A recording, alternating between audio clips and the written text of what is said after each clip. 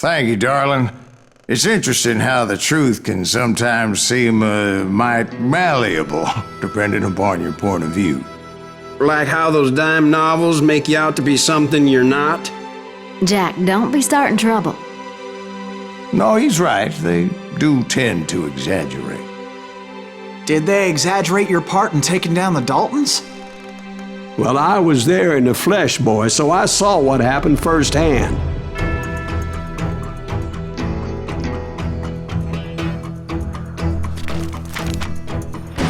Those Daltons were lawmen once, before they all went bad, robbing banks and trains clear across the territory. Until Coffeeville, of course.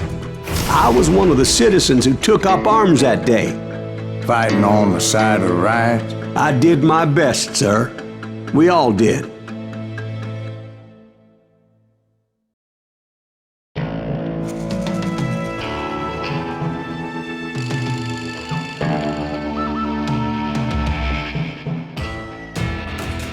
It was early morning. One of my friends was a local gunsmith, and he handed out firearms to anybody who'd take one.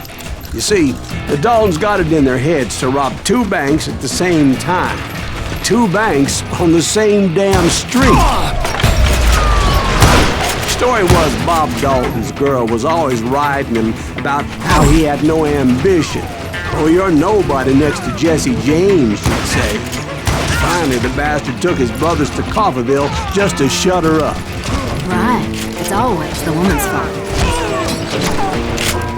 Well, the locals recognized the Daltons right off. Before they could get away, half the town took up arms to defend their property.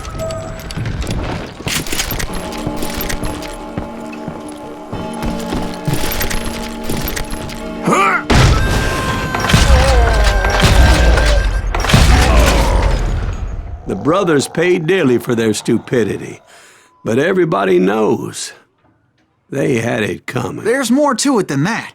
I read all about that day, so I know for a fact that it went down very differently. First of all, it was high noon. A posse of U.S. deputy marshals were on the rooftop across the street. Get ready, boys. They're gonna make a move. The lawmen had been tracking the Daltons for months, and now they finally had them dead to rights. Among them was a bounty hunter feared by many a lawbreaker. The marshals tried to get the Daltons to surrender. They'll give up eventually. We just gotta wait to see the bitches out. This bounty hunter knew that the brothers were far too proud to ever lay down their guns.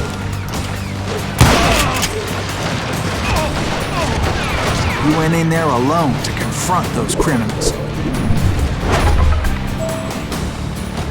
One of the marshals shouted, "Where are you going? Are you crazy?"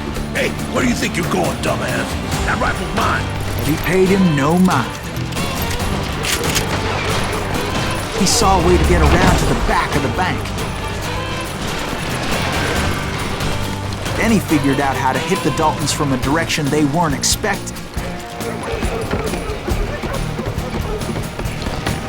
A moment later, he was climbing up a steep ladder, laughing at danger as he did.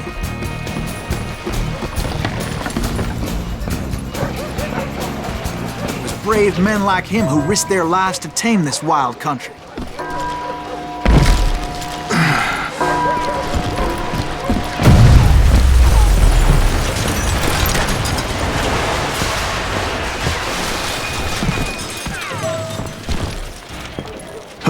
We've got company.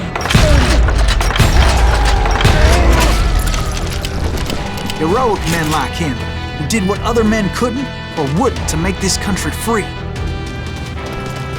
Is that Silas Jim Greaves? Booth, Son of a bitch! died defending the Alamo.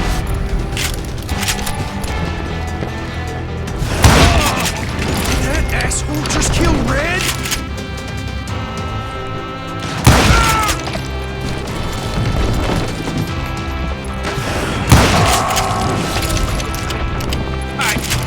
Son of a bitch!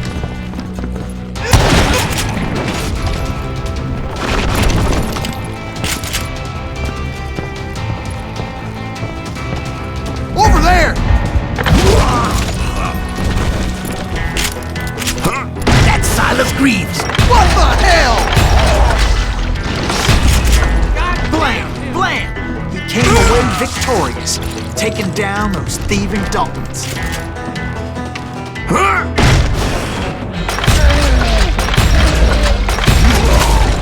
His name was Silas Greaves, and when the dust finally settled, he was the last man standing.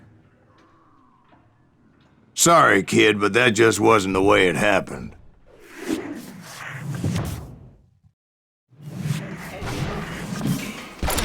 It was early evening, not high noon.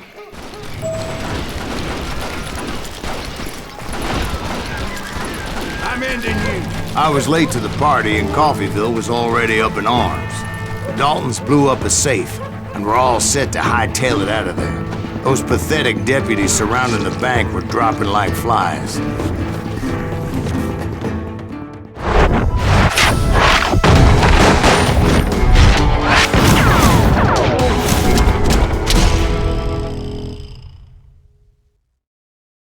I had been tracking those jokers for months, waiting for them to do something reckless.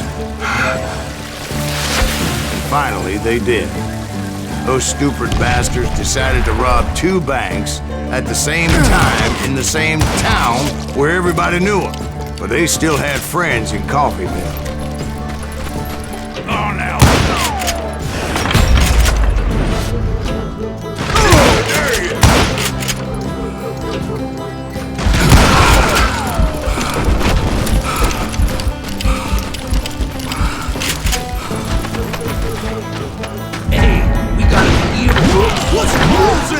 Those friends came after me like a pack of wild dogs, tooth and nail.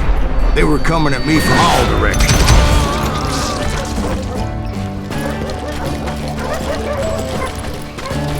I caught sight of the Daltons running with the money and didn't want to lose it. Problem was, they knew the town better than I did. And to top it off, I found myself in the middle of another shootout entirely. Did the Daltons hole up in somebody's house? No, it was the Smiths, I believe. They were cousins of the Daltons. They were shooting at the Browns, who were shooting at the Daltons. Which wasn't any surprise, because those 2 families have been feuding forever. And since the Joneses are related to the Browns, they shot at the Smiths, pissing off the Heimhoffers, whose daughter recently married a Smith. Well, bullets were flying every which way as all the old feuds in Kansas caught fire all at once. There was a hell of a lot of pissed off people in Coffeyville that day. But that's just the way life is sometimes. Shit happens.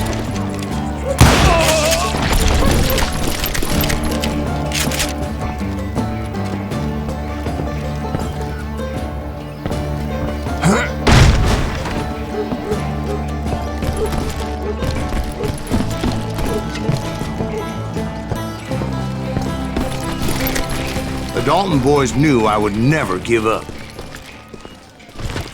Those Daltons weren't the sharpest knives in the drawer, but they always stood together. They set a trap to slow me down and allow at least 2 of them to escape. The 3rd brother stayed behind to plant me, just in case that trap of theirs didn't work.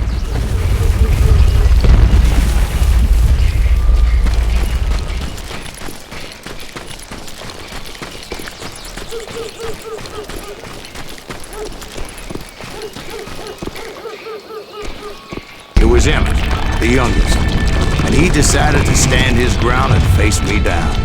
I ain't afraid of you, Silas Greaves. This is where it ends for you.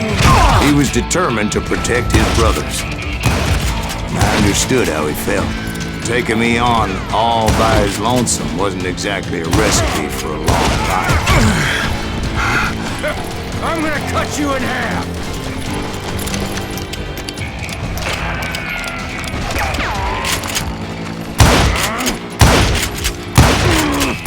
I'm gonna tear you apart.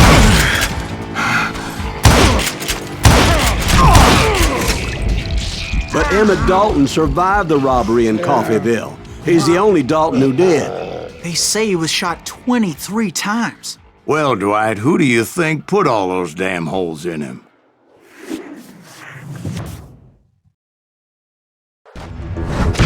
But I have to admit, that boy had grit.